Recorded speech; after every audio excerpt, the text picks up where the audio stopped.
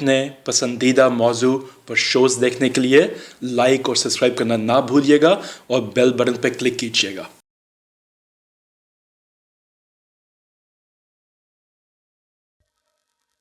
अस्सलाम वालेकुम नाज़रीन, मैं हूं आपकी होस्ट इमरान शाहिद। आप देख रहे हैं काइट टीवी ऑफिशियल। आज हमारे साथ मौजूद हैं एहसान बटालवी। एहसान बटालवी हमें बताएंगे पूरी कौम कोरोना के बारे में संजीदा नहीं हो पा रही कि अमेरिका समेत इसके बारे में मुख्तलिफ स्कैंडल गर्दिश कर रहे हैं। आप क्या कहते हैं एहसान साहब कि पाकिस्तान इसके बारे में संजीदा हो सकेंगी, क्योंकि जो मार्केट के हालात हैं आपके सामने हैं? क्या कहेंगे आप इसके बारे में एहसान साहब? असल सूरत हाल ये है कि ये एक बीमारी है जिसको हमें इसलिए तस्लीम कर लेना चाहिए कि ये 220 मुल्कों में पाई गई, पहुंच गई और इसने तबाही के अपने रिकॉर्ड कायम कर दिए। इस वक्त तक, आज की तारीख तक तकरीबन 3 लाख बंदे इसके हाथों लुक़मा अजल बन चुके। और जिस हिसाब से मतलब आज रात का जो फिगर था सिर्फ अमेरिका का, वो तकरीबन 1000 बंदे फौत हो चुके थे एक दिन में, 24 घंटे में। इस तरह मुख्तलिफ मुल्कों के अदाद शुमार भी मुख्तलिफ। पाकिस्तान में बदकिस्मती ये रही कि यूँ लगता है कि जैसे ये कोई कौम है ही नहीं, ये एक भेड़ बकरियों का गला है जिसके गले से पटे उतार दिए हैं, खोलें और ये भाग पड़े हैं।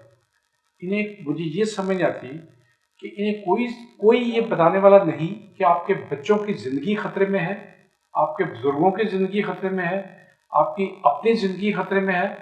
अगर आप इसको एक बीमारी समझ के लें और डॉक्टरों की हदायत पे सख्ती से अमल करें, जिसे सोशल डिस्टेंस का नाम दिया उन्होंने, तो आपको कोई प्रॉब्लम हो जाएगा।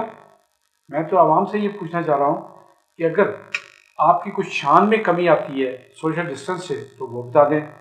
अगर आपकी आमदनी में कमी आती है सोशल डिस्टेंस से, वो बता दें। अगर आपका कोई नुकसान माली, दीनी, दुनियावी पहुंचता है सोशल डिस्टेंस से, वो बता दें।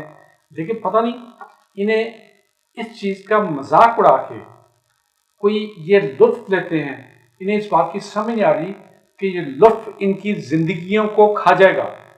मसलन परसों की बात है, कराची में किसी चैनल पे कोई साहब सर्वे कर रहे थे, तो एक मोटरसाइकिल पे 3 बच्चे, एक बीवी और एक मियाँ सवार थे।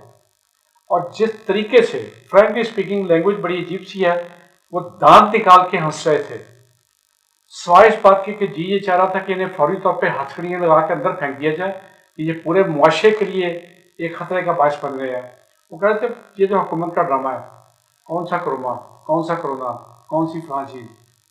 जब बीवी से पूछा तो वो भी दांत निकाल के बड़े हंस के यूँ कहने लगी, हमें तो कोई कोरोना तो कभी नजर नहीं आया।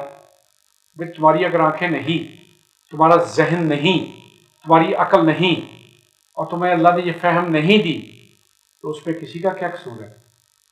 तुम क्यों अपने बच्चों की जान की दुश्मन बन गई हो?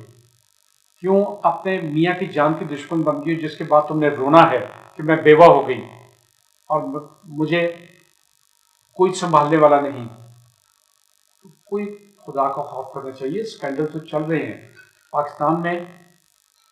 एक्सपो सेंटर में जो ड्रामे हुए लोगों ने देखा, मुख्तलिफ जगह जो ड्रामे हुए लोगों ने देखा, और जिस तरह इसके बारे में ये एक अफवाहें फैलाई गई वो भी लोगों ने देखा, और जिस तरह इंतहाई बेरहमी, बेदर्दी के साथ लाशें चीन के वारसों से दफना दी गई, वो भी समझ नहीं आई कि इसके पीछे मंतक क्या थी। सिंध में ख़ास तौर पे 2-2, 3-3 लाख रुपये दे के बंदों को ये डिक्लेयर कर देते हैं कि ये कोरोना से मरा है। शायद उसके पीछे रीज़न ये है, मैंने शायद का लफ्ज़ बोला है, कि यूएनओ और अमेरिका $1000 हर बंदे के पीछे दे रहे हैं जो कोरोना से फौत हो। और हस्बे दस्तूर अगर गंदम 17 अरब रुपए की चोरी हो सकती है, 8.5 अरब रुपया जो गुरबा में तकसीम होना था वो खाया जा सकता है। अगर एक्सपायर्ड राशन दिया जा सकता है, तो या अल्लाह मेरी इस कौम की हालत पे रहम कर दे। इन नाम नहाद सियासतदानों पे जो सिर्फ लूटने के लिए आए हैं इस मुल्क को, उनको कोई फहम दे दे, उन्हें बता दे کہ تم نے ان کا حساب لینا ہے اور اس حساب یوم حساب کو ان کا کوئی بالی واس نہیں ہوگا۔ جی آپ کچھ اور اس کے بارے میں احسان سر، آپ نے دیکھا ہے بھائی بہت سی عوام ایسی ہے جو اس بیماری کو سنجیدگی سے نہیں لے پا رہی، لیکن کچھ عوام ایسی بھی ہے جو ایس او پیز پر عمل درآمد کرتے ہوئے گھر بیٹھی ہے، دوسروں کو بھی اس کی اقدامات بتا رہی ہے۔ تو آپ اس کے بارے میں کیا کہیں گے؟ آپ نے کچھ ایسا کیا اپنے گھر والوں کو یا رشتے داروں، عزیز دوستوں کو؟ کچھ بتایا آپ نے اس کے بارے میں؟ ہم نے سختی کے ساتھ اس پہ عمل کیا۔ میں آپ کو اگر یہ بتاؤں کہ ایون میں اپنے بیٹے کے کمرے میں بھی نہیں جاتا، اور اگر وہ میرے کمرے میں مجھے سلام کرنے کے لیے آتا ہے تو میرا اس کا ڈسٹینس 6 فٹ کا نہیں، کم از کم 10 فٹ کا ہوتا ہے، کم از کم بھی میں لفظ بولا ہے۔